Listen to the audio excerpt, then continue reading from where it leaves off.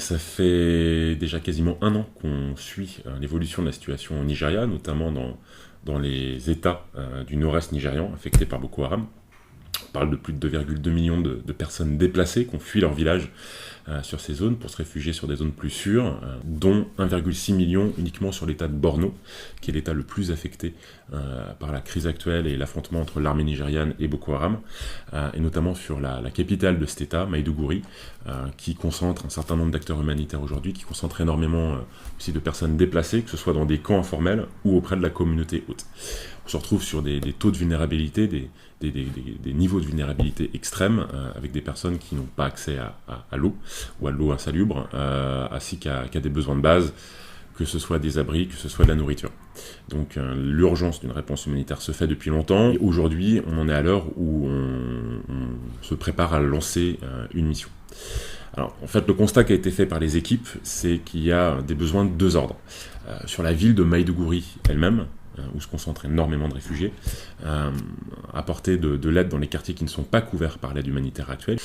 Et donc il y a un besoin d'augmenter l'aide humanitaire sur place rapidement. Un deuxième axe, c'est la réponse dans les États qui sont toujours, je dirais, qui n'ont toujours pas eu, enfin sur les zones qui n'ont toujours pas eu accès à aucune aide humanitaire en dehors de Maïdougouri. Donc on parle de zones relativement dangereuses sur lesquelles les affrontements ont toujours lieu. On pense notamment à des villes à 40, 50, 100 km de Maïdougouri où se concentrent plus de 150 à 200 000 personnes. L'axe sur lequel on va se concentrer dans un premier temps, c'est essayer d'adresser le problème de malnutrition chronique déjà et encore plus problématique de par les déplacements.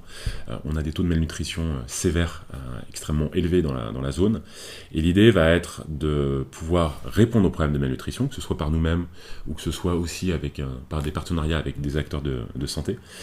Et au-delà de ça, répondre à la problématique qui amène à la malnutrition. Et là, deux axes prioritaires sur lesquels on va mettre l'accent. Principalement l'eau et l'assainissement. Donc s'assurer que l'ensemble des populations affectées aient accès à un nombre minimum de litres d'eau par jour et qu'il y ait des infrastructures d'assainissement suffisantes pour éviter, je dirais, la propagation de maladies hydriques et donc de cas de malnutrition. L'autre, c'est par un soutien direct aux populations, ce qu'on appelle en voucher, en coupon, pour qu'ils puissent s'alimenter dans les marchés ou directement en cash aussi dans les marchés et qu'ils puissent diversifier leur alimentation dans les plus brefs délais. Sur les 5 à 6 prochains mois, on va d'abord se focaliser sur un quartier avec environ 16 000 personnes, population haute, population déplacée.